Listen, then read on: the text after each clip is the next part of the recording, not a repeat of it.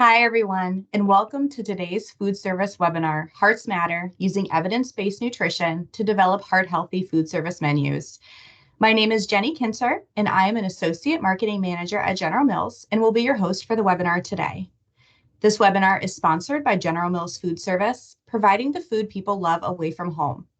We are proud to offer the quality products food service professionals rely on for consistent results in their own operations, as well as the beloved brands their customers know and trust.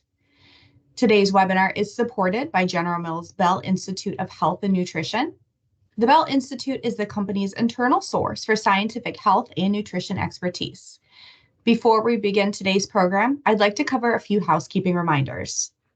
Today's webinar will be recorded with a Q&A session at the end. However, you may submit questions at any time during the webinar by clicking the Q&A icon in the upper right corner of your screen.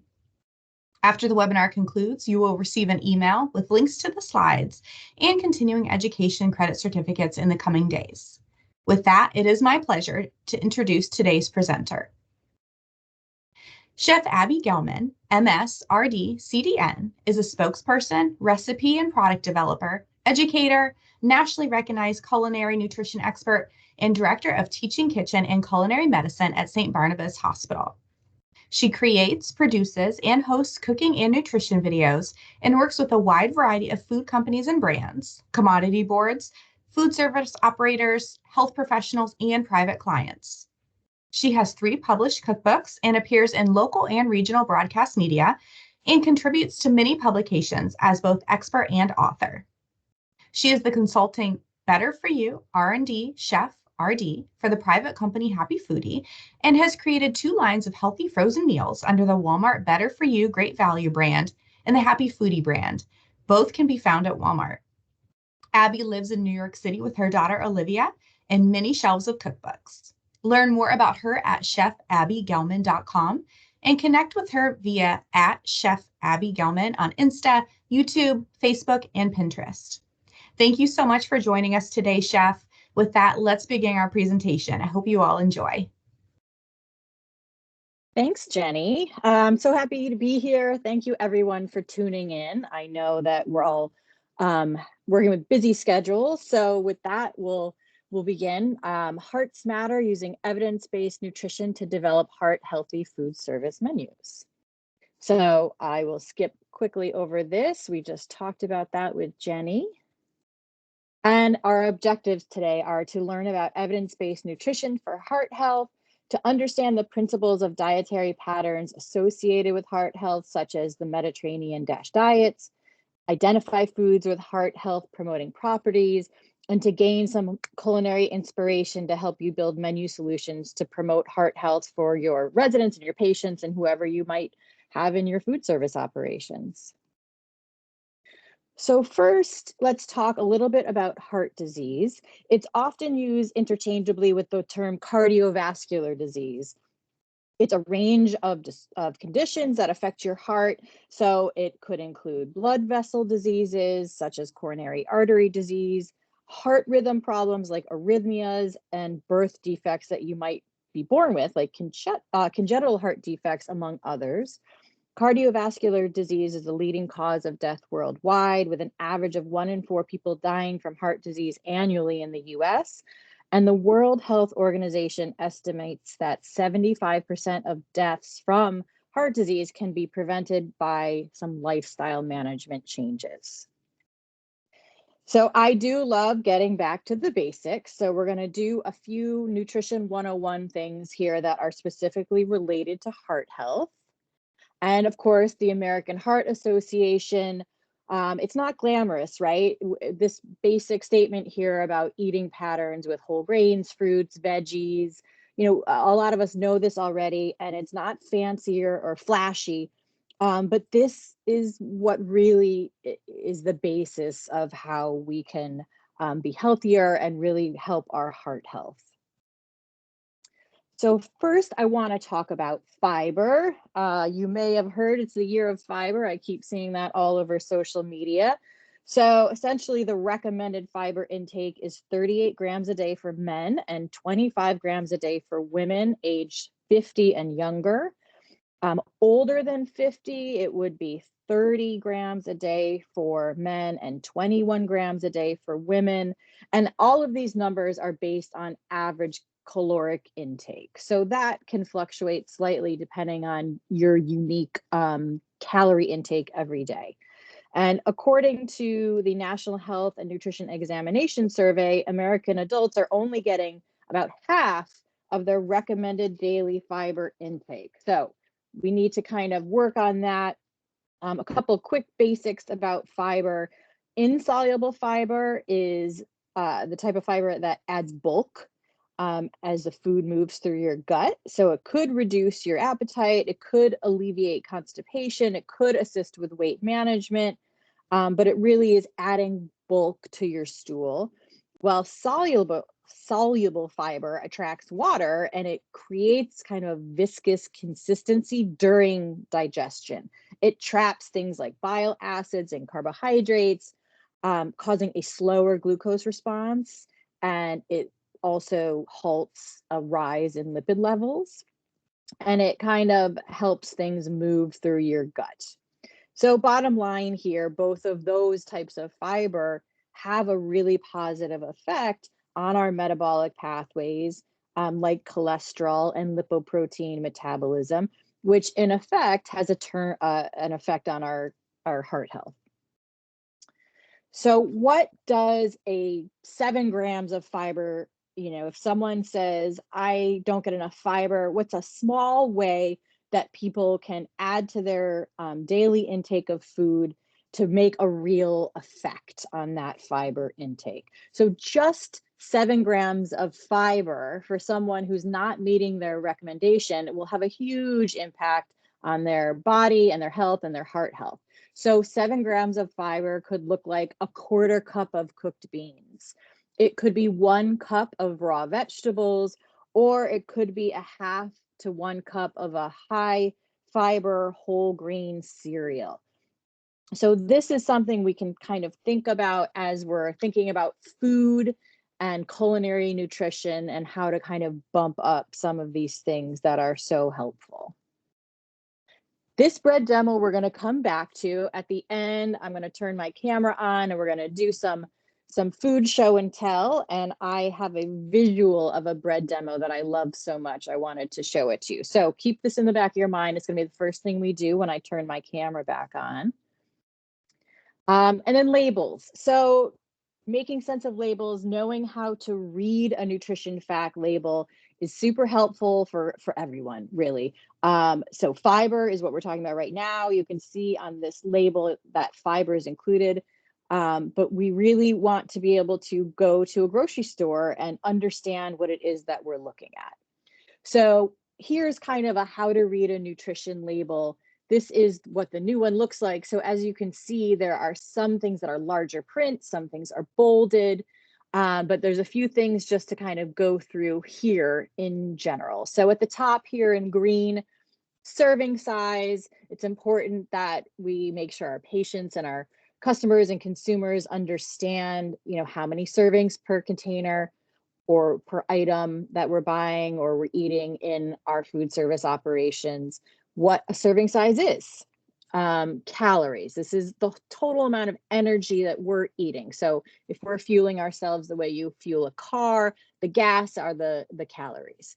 So calories, for this example, it's 245. Fat, we're going to come back to fat later.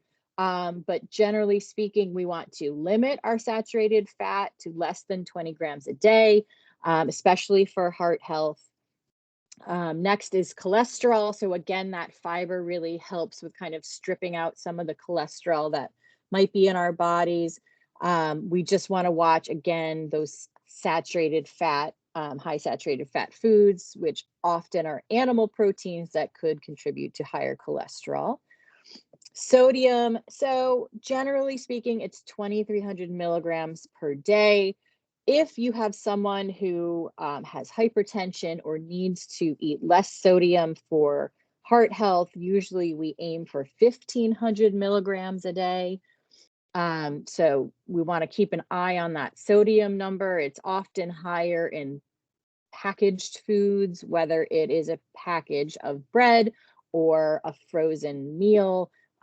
In the kitchen, in our food service environments, also this can get a little high if we have a heavy hand with salt. So it's something to kind of think about there as well. We're also going to talk a little bit more about this later and options there. And then, of course, under carbohydrate is our fiber. So we want to aim for that 25 to 38 grams of fiber per day. It could be a good goal of 5 to 10 per meal. So I love that that fiber is called out. Then, of course, total sugars and added sugars. We want to really pay attention to those added sugars. Those are things that are not naturally occurring in the foods. So we're going to talk about some of this later as well. But for example, if you have an apple, that's natural sugar. If you have yogurt that is plain, that's natural sugar. But added sugar would be anything that is not natural in that food and is added at the time. Protein, again, we're going to talk about all of this later. And then, of course, at the bottom there, those are some of the nutrients of choice that are on the label as well. Okay, let's move a little bit into fats and oils. I just mentioned saturated fat. We also want to look at unsaturated fat. So it's a lot. This chart is a lot, but I did it more for you to kind of see the colors. So the blue there is saturated. The pink or fuchsia is monounsaturated, and the green is polyunsaturated. So we really want to stick with those green and fuchsia more than the blue.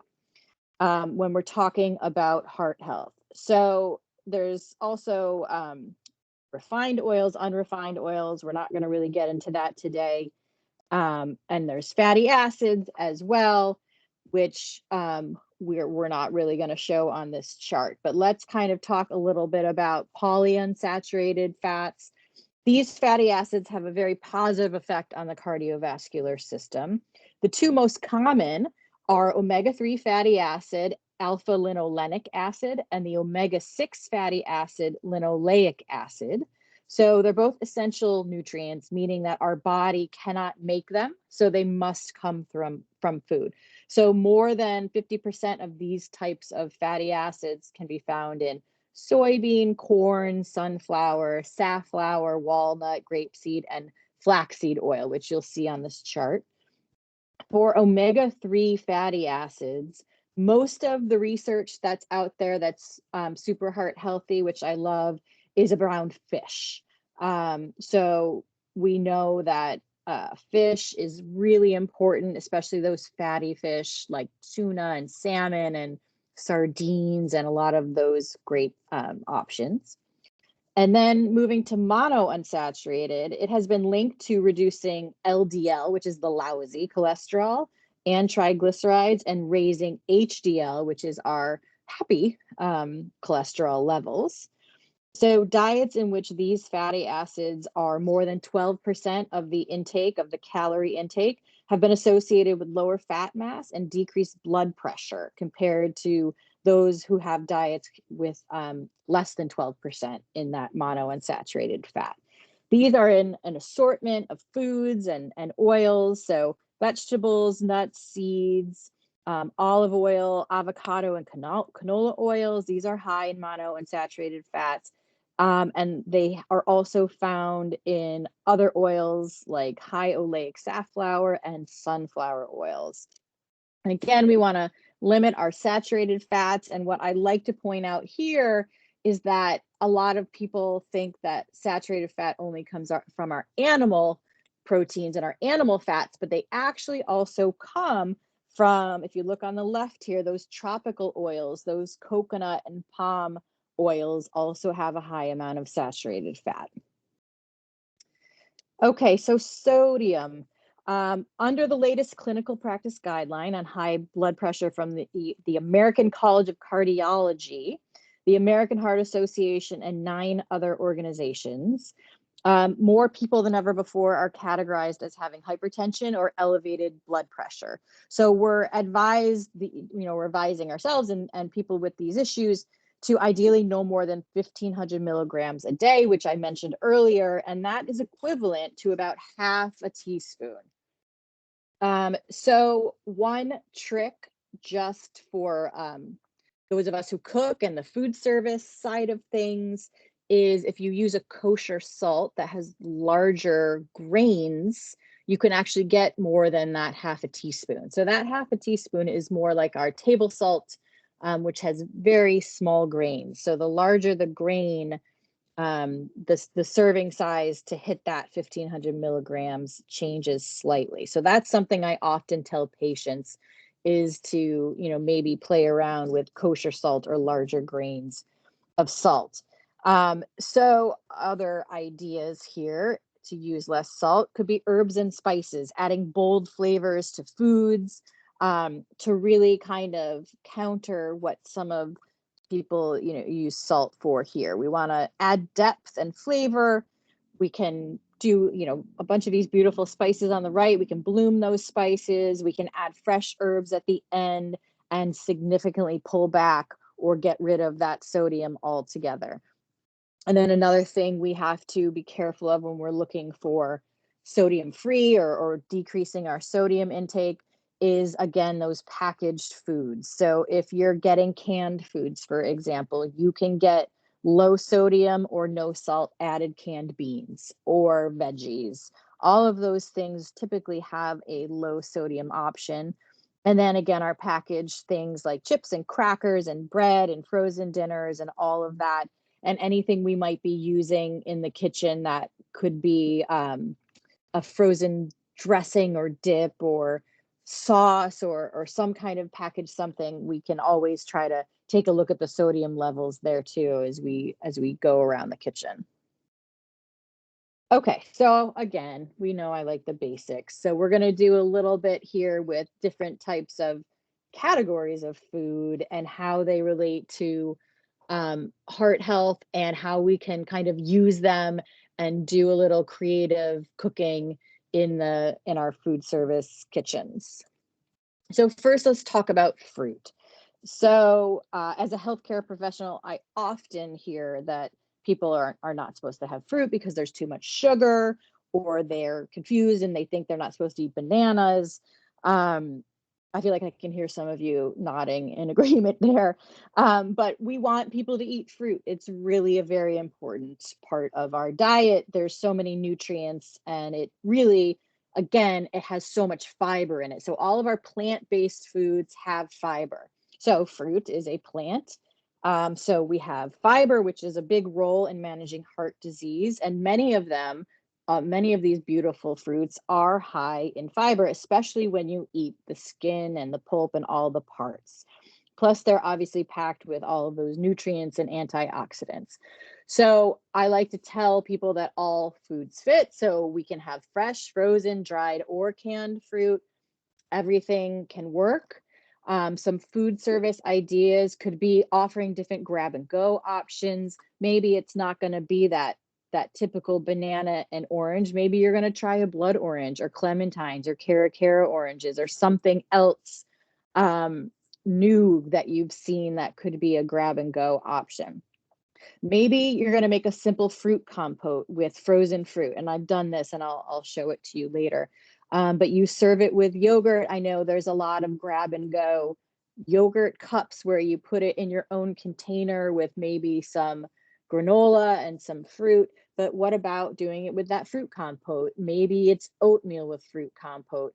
You can have, fruit compote with ice cream. It could, it kind of serves all the purposes here. It's really easy and quick to make, and it can stay for a long time, and it freezes as well.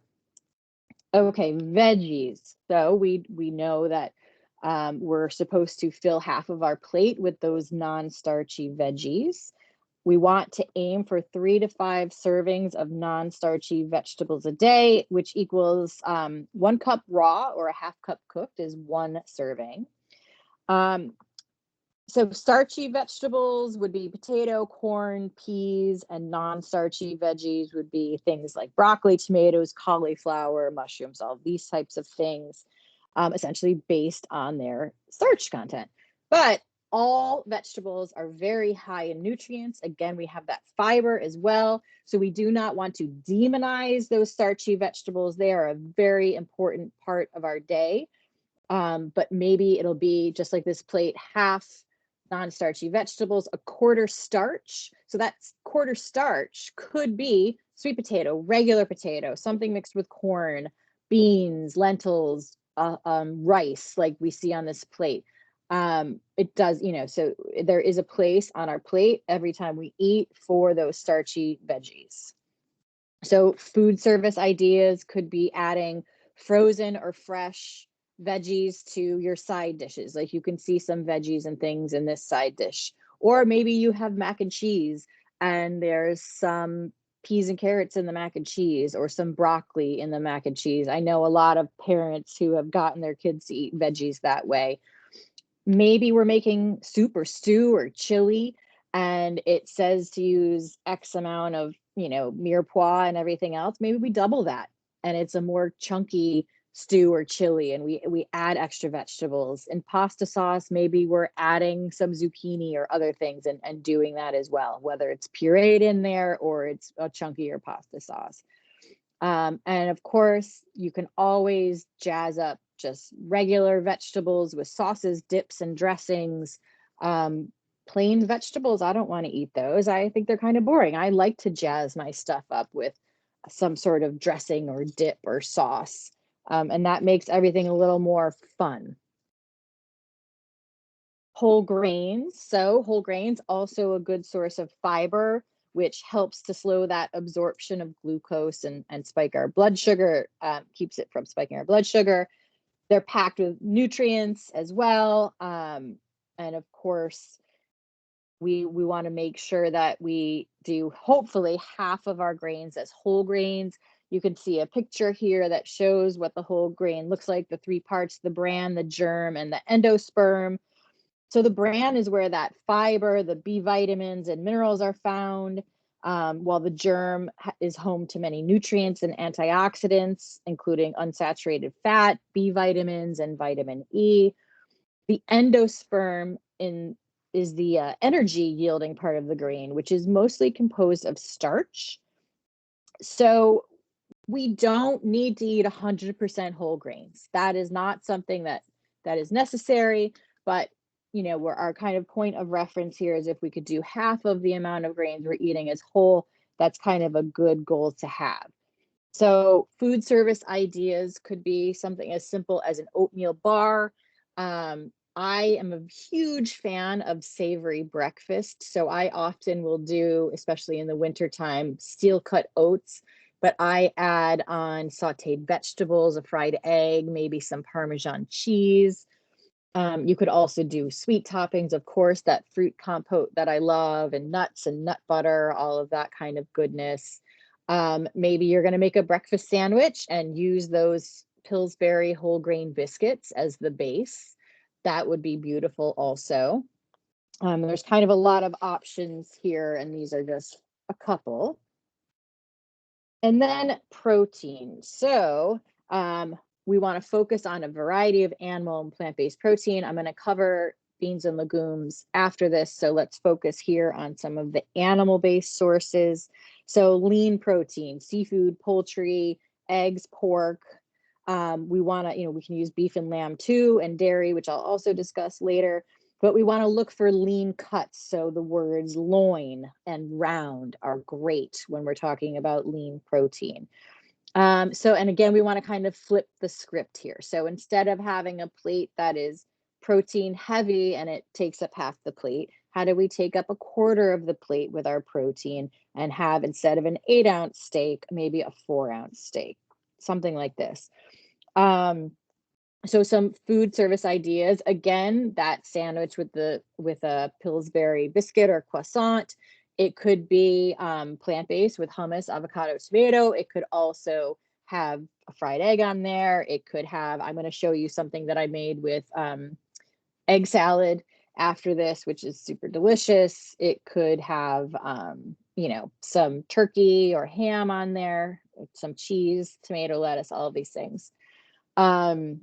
Burgers and meatballs made with ground meat and poultry. And I like to grate some vegetables and things into mine, especially if you are using poultry or a lean cut of meat that can get dry if you're making burgers or meatballs. If you add into that ground mix grated onion, maybe grated zucchini, or some sort of chopped spinach. If you add some grated veggies in there, it adds flavor. Of course, you could make a Greek salad burger, or you could make a Southwestern style burger. There's so many ideas, but it adds moisture back in as well. So that turkey burger will still have moisture because it has been, those veggies have been added, and helps it retain that moisture and keeps it tasting better. Plus, we're also getting some of those extra nutrients. And then for dairy, so these are foundational foods for a lot of people. The dairy group contributes an important shortfall nutrients to a lot of people, like calcium, vitamin D, and potassium. Low fat and fat-free dairy foods are part of the American Heart Association dietary recommendations. And studies have shown that fermented dairy products, so yogurt or some hard cheeses, have an inverse relationship with cardiovascular disease as well as type 2 diabetes. So for here, ideas include things like that yogurt parfait, could be with fruit and granola, it could be with that fruit compote. Maybe you're going to have a yogurt-based protein salad with egg, chicken, turkey, salmon, whatever it is. But instead of having it full of mayo, we can swap that mayo out for a plain Greek yogurt. And even if you put a small amount of mayo in there, it goes a very long way. So if you want some of that mayo flavor, you can still add that in there, but have it be heavier on the yogurt side. I like to make chicken salad with celery, fennel, grapes, apples, all of this great crunchiness in there, maybe a little parsley or some fresh herbs. And I do that yogurt based as well, with often some Dijon mustard. Okay, so healthy fat. We are going to talk a little bit about the Mediterranean diet, but here's where we start talking about them with the healthy fats, because it is known to have a lot of olive oil and nuts, which have been shown to be beneficial in preventing and treating cardiovascular disease. And a lot, common household items are different types of oils in our houses, and a lot of us eat nuts and seeds and nut butter and all of these things, and they're all really heart healthy. Those unsaturated fats that we kind of talked about before. So food service ideas include things like making homemade dressings and dips using those heart healthy oils and nuts. You could make pesto. I make pesto, 500 different ways. Whatever nut I have, whatever oil I have. I've done it with sun-dried tomatoes before. I've done it with cilantro and pine nuts. Obviously the typical thing is pine nuts with basil and Parmesan. I've done it with pumpkin seeds and cilantro. You can kind of play around and do a bunch of things. Mint is beautiful. These are all ways to kind of add something different and a little bit of flair, or jazz something up, and maybe even a little bit unexpected to what people are used to. Again, just adding toasted nuts and seeds to entrees, desserts, side dishes. I love putting toasted walnuts or pecans into different grain-based dishes like warm farro, or rice, quinoa, whatever the case. Super delicious. Okay, and legumes. They're affordable, budget-friendly. You can find them canned, frozen, or dried. They are a high-quality plant-based protein. So the general thing here is pulses. Pulses include beans and lentils and other forms of legumes. People who eat legumes, it's been shown that they are less likely to develop heart disease. There was a US-based NHANES study that indicated that legume consumption 4 or more times a week, so a half a cup of cooked legumes 4 or more times a week, was associated with a 22% lower risk of coronary heart disease, an 11% reduced risk of cardiovascular disease, compared to eating them not at all, or maybe once a week. So we can reduce our lousy LDL cholesterol. We can increase our happy HDL cholesterol.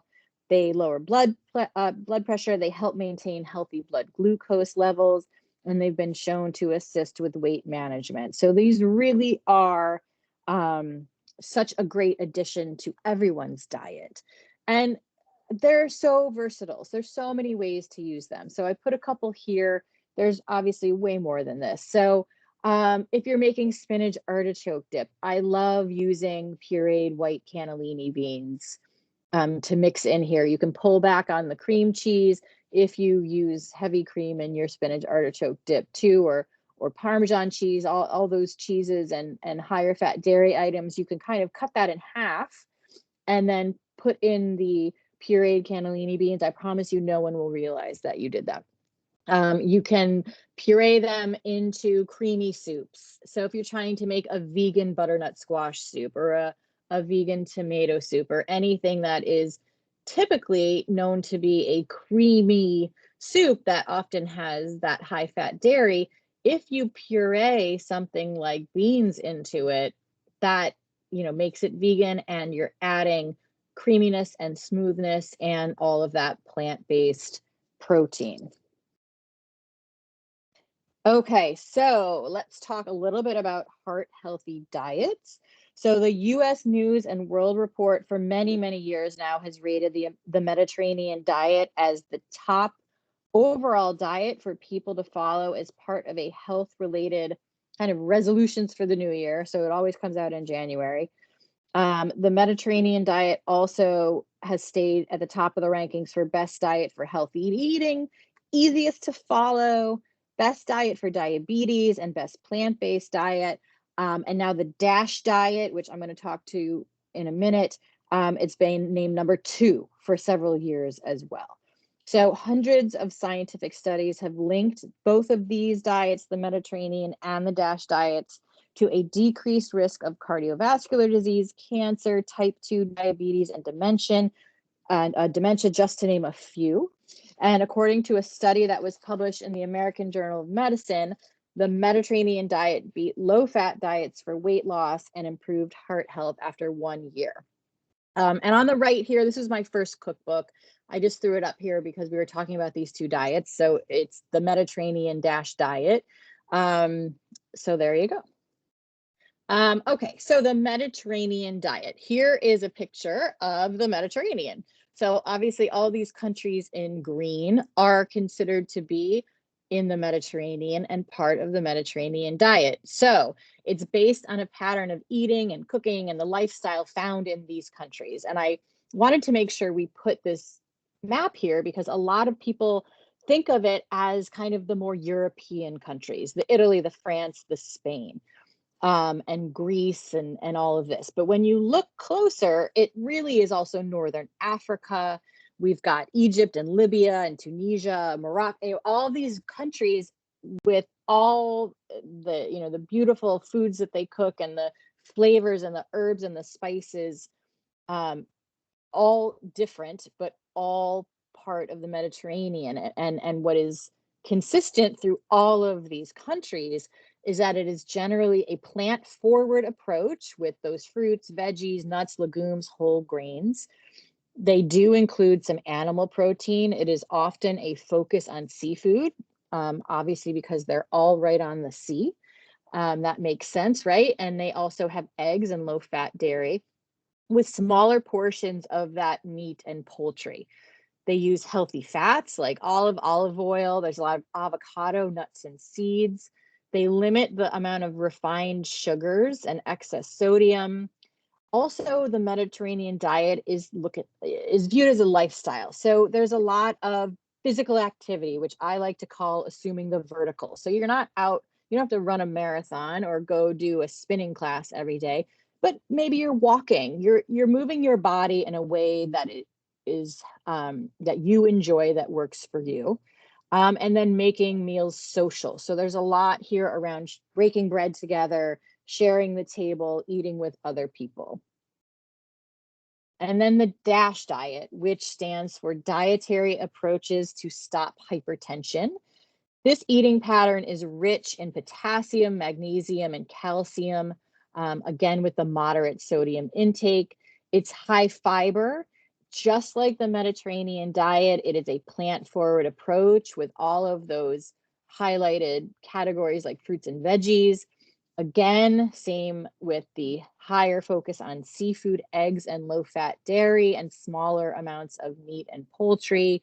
We see that same list of healthy fats, and again, the limits to the refined sugar and excessive sodium. So the two diets are very similar, whereas the Mediterranean also focuses a lot on the flavors of the regions and different herbs and spices and cooking methods that are used in each of those Mediterranean countries, whereas the DASH is kind of a more broad approach. Okay, so now we have some ideas to integrate the Mediterranean diet and the DASH diet into food service. So we want to punch up flavor using those spices and herbs while pulling back on added salt. So it could be as simple as adding fresh herbs to side dishes and salads.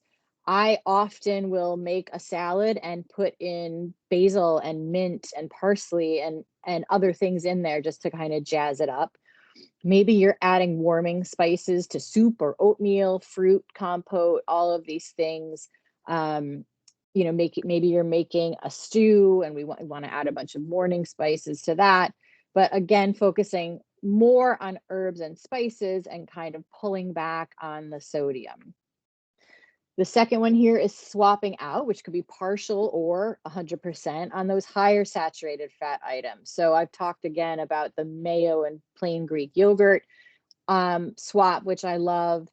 You can also do, and I'm going to show this again later, is kind of instead of doing something, 100%, you can do it a little bit. So maybe in your bolognese or your sloppy joes, you're using half the amount of ground meat and you're substituting the other half with lentils or something similar. We can bulk up our animal protein dishes with plants, which I like to call meat extenders. So I mentioned grating vegetables in our meatball, burger, meatloaf mixes. We can also pull back on the amount of meat that could be in a chili or a stew or something like that and add beans and lentils and pulses into that. So those are some other examples there.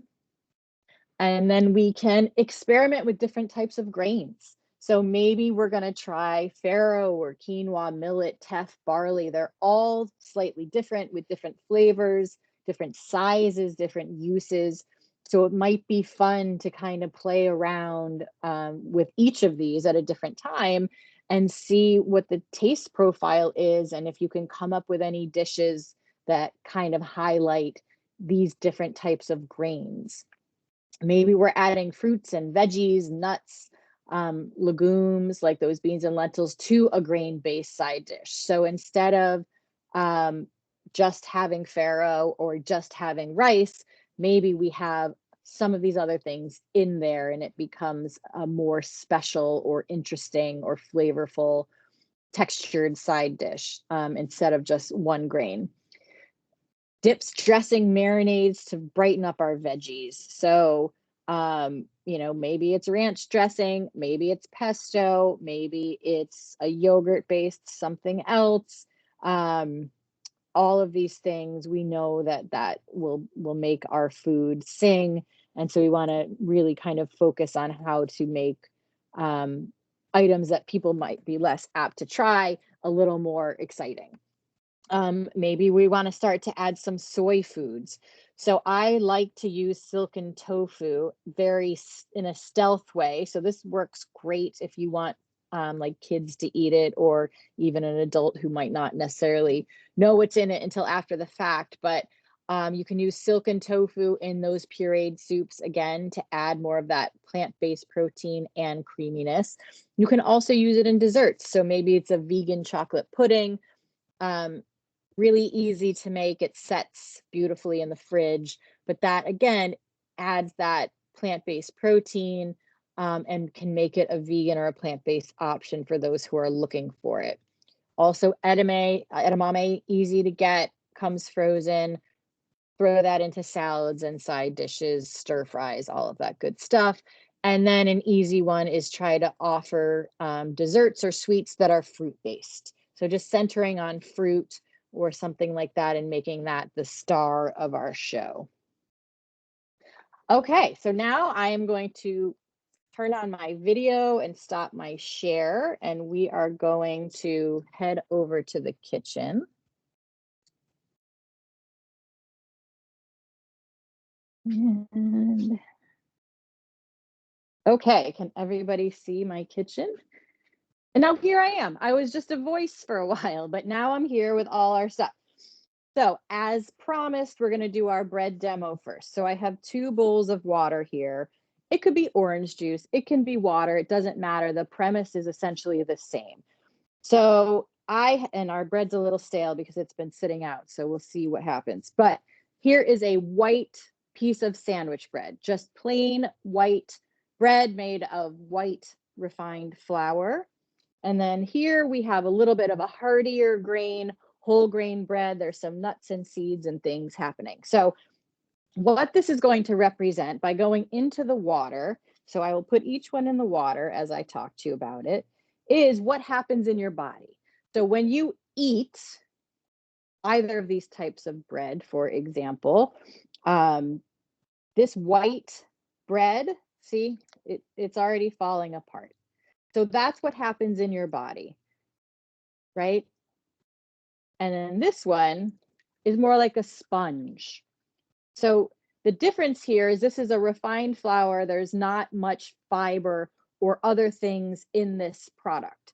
In this product over here, it's that heartier whole grain. There's nuts and seeds in there. It's a wheat flour. So what that does is has fiber, right? So when we eat these items, if you have something like this white, it's going to, I'm going to wipe my hands off here.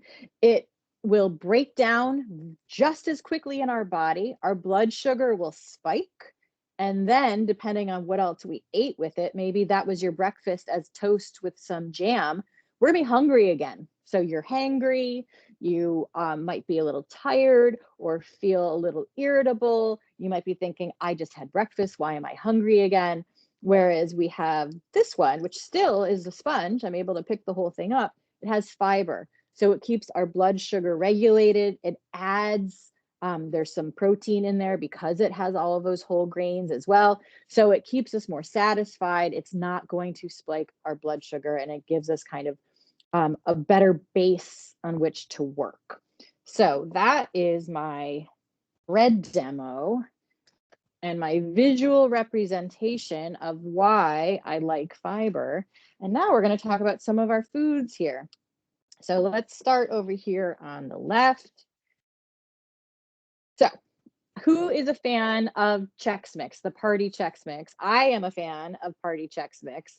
And of course, I had to make some, right? So if you are a food service operation or someone who likes snacks, or you have snacks in your business, at your facility, something like this is really easy. Trail mix, Chex party mix, grab and go things that can give someone a well-balanced snack. So our Chex mix obviously has Chex. So I have the wheat and the rice and the corn versions in here. I did it, the traditional way. So we have some pretzels, and I used pita chips instead of bagel chips. But what I also added was crunchy edamame. So this adds an additional component.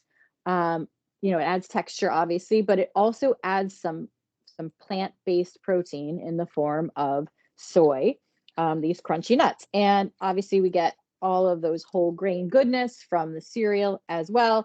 And there's nuts in here. I have pistachios, where you can use whatever nuts you like. And that adds some more healthy fats and plant-based protein. And then over here, I just have kind of a sweet version of a trail mix. So I used regular Cheerios and multi-grain Cheerios, which have a little touch of sweetness, some nuts and some raisins. This is really good for kids too. You could add some M&Ms in there or mini chocolate chips. But I find that either of these two things are really easy to put together and package and have available in your operation. And also, if you are doing it at home, you make a whole big tub of it and then you can take some when you want it, and it lasts forever. So there are our snack mixes. Also, so I have a couple Lara bars here. I use these as examples too, because you can also add these to the mix. So you can slice them up or dice them up, and you can mix them right in with any of those trail mixes, instead of having them in the sealed bars. That's also a really good way to add some protein and fiber and other things to our trail mixes.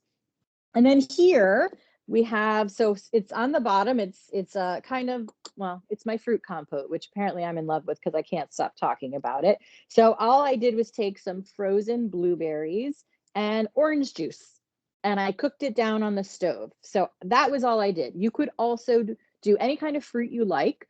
You could add maple syrup, you could add honey, you could add chia seeds, you could add nutmeg and cinnamon and ginger and any of those warming spices. You can kind of do a lot with this. It's easy to make big batches, and it stays for a long time in the freezer if you need to. So I've just kind of made our parfait. So I have Yoplait yogurt on the bottom with some of this blueberry compote in 2 sections. And then I also use some Cascadian Farm granola. So that's sprinkled throughout. You could do a yogurt bar, or if you have the prepared takeaway containers, these are great things to do there. Okay, so legumes, pulses, all of these great things that I love. So this is lentil bolognese. The version I made here is 100% lentils, and I doubled the amount of veggies in there. So it's in a glass jar or a glass bowl, so you can kind of see it, but I have twice the amount of onion, celery, garlic, and carrots. Plus, I've got diced tomatoes in there from the Muir Glen diced tomatoes. I put a little bit of tomato sauce in there as well, and some veggie stock, and we cooked it all down. So you could also use some ground meat in here. So you could, again, use half the amount of ground meat, half as lentils, put it all together. So then you've got both in there. You can serve it with pasta. You can serve it with vegetable noodles. You can serve it over a whole grain. You can eat it just like this. Sometimes I will put some balsamic and yogurt in there just to add a little creaminess and a little bit of acidity. Put a little Parmesan cheese on there. It's kind of a good base to work off of. You could put basil in there, thyme, oregano, all of those good things. So that's another good one. And then this is the other one that I love. So these are the regular Pillsbury biscuits. You can get in food service the whole wheat biscuits, which is what I prefer for anything like this. But again, you can kind of choose your own adventure. But over here is that avocado egg salad I was talking about. So I had hard-boiled egg and half an avocado and a bunch of herbs. I have some dill and parsley and mint. And instead of using mayo, I use some plain yogurt. And that all mixed together just as a nice little biscuit sandwich. I put some lettuce in there too. And over here, I have cheese, avocado, and tomato and lettuce. And under there, I have actually mayo on one side and a fig jam on the other. So it's really super delicious. I call it my airport sandwich. I bring it whenever I get on a plane. But these are really fun as biscuits. I love biscuits. Who doesn't love biscuits? So I wanted to show you these two as well. And then, of course, some of our cereal over here on the side. So I think that's it. We should have some time for questions now. Thank you Fabulous. for watching. Thank you so much, Chef Abbie, for joining us today. I have some leftover avocado. Now I know what to do with it. Do it. Thanks to you. It's really good. It's really good. Mm-hmm. Thank you so much, Chef Abbie. Now we're going to go ahead and begin our Q&A session. You may submit questions by clicking the Q&A icon on the upper right-hand corner of your screen. Excuse me. We do have several questions, so I'm going to go ahead and send these out to you, Chef Abbie. Our first question is, what are some strategies to lower sodium in recipes without significantly compromising taste? So it depends on what the recipe is, right? So, and again, honestly, you can email me on the side if you have questions about a specific recipe. I'm happy to help you. because different recipes could have different ideas associated with them, right? So if it was something like the avocado egg salad that you wanted to pull back on salt, you could just add more chopped fresh herbs. If it is a soup or a stew you wanted to pull back on the amount of salt with, maybe you're adding more whatever spices are already in there, or maybe you're adding a little bit of jalapeno or something to, to make it a little more spicy. If something else, you could be dialing up the acid in it, which could be vinegar, it could be a citrus juice, like lemon juice especially has a way of brightening dishes. So sometimes all you need is a spritz of half a lemon to really make something sing. So hopefully that's helpful. Some of it depends on what the actual recipe is, but those are some ideas. Absolutely. Thank you. And we have another question from Samuel. Samuel, thank you for your question. How do you counteract the sharpness of yogurt with something other than honey? Oh, there's lots of options. So I like maple syrup actually better than honey. And I find that to be a good option. This fruit compote. So you're essentially boiling down fruit. So it becomes more like a jam almost and has a sauciness to it. So if you mix that into the yogurt, then it actually goes throughout the entire thing, right? So you're adding that sweetness and more in the form of fruit, and it permeates the whole thing instead of just a bite with a piece of fruit, if that makes sense. So I assume you're talking about when we're talking about sweet dishes. So the more fruit you can get through there, the better it'll go. Even if you macerate them together. So sometimes I'll use a potato masher. Maybe even, so salt brings out sweetness. So if you've ever had like a chocolate chip cookie with salt on the top, the salt will make it taste sweeter. So sometimes I will take, let's say I chopped up a bunch of fresh strawberries, maybe a tiny pinch of salt, and I will macerate everything together with a potato masher, and then maybe not put a little maple syrup in there too and mix it all together. And I find that helps also. Fantastic. And I think we have time for a couple more questions. So I'm going to go to Eric's question. Hopefully I don't butcher this one. So going back to fats, does heating and cooking with the oils affect the benefits of the poly and monounsaturated fats? Hopefully, hopefully that came I through. know what I always say. Awesome. So smoke point is as long as you stay under the smoke point, you're good. So once you hit the smoke point, so essentially if you've ever been cooking something on the stove and it starts to smoke, that means you have gone over its smoke point. So that is the point at which the oil starts to break down, and then it changes. So often the smoke points are really, really high. You can, off the top of my head, I used to have a chart. I thought about putting it in this presentation. So if you email it me, I can send you the chart. But you can also just look it up online. So for example, a certain type of olive oil might have a 400-degree smoke point. Another one might have 450 degrees. And, if you're frying something, usually you use something that has a much higher smoke point so you can actually fry at those levels. But if you're sauteing, extra virgin olive oil and a lot of vegetable oil, canola oil, these are all usually fine for those temperatures. Okay, great. Let's go to Marissa's question. Thank you, Marissa. What are your thoughts on the salt-free salt that replaces the sodium with potassium? So some of that is a taste issue, right? So if you like it, great, then use it. The only thing I would caution is if you have clients or patients who have other issues, they still need to look at those nutrition labels. So if you have someone who has a renal issue, they cannot use those items because of the levels of potassium. So if you have a renal patient, they might have to watch their protein, their potassium, their phosphorus, their sodium, all of these things. So in those cases specifically, those swaps are not a good option. But for someone who is good and likes the flavor of those and doesn't have an issue with the potassium and other things, it's fine. Okay, perfect. And I have one more question if you're game, Chef Abbie. Yeah, let's do it. All right, let's do it. So this is from, let's see, I believe it might be Peggy. Thank you, Peggy, for your question. Do you recommend avoiding tropical oils because of the high fat content? Yes. So I generally only would suggest that someone eat coconut or any of these tropical oils with the highest saturated fat on a regular basis if they are vegan.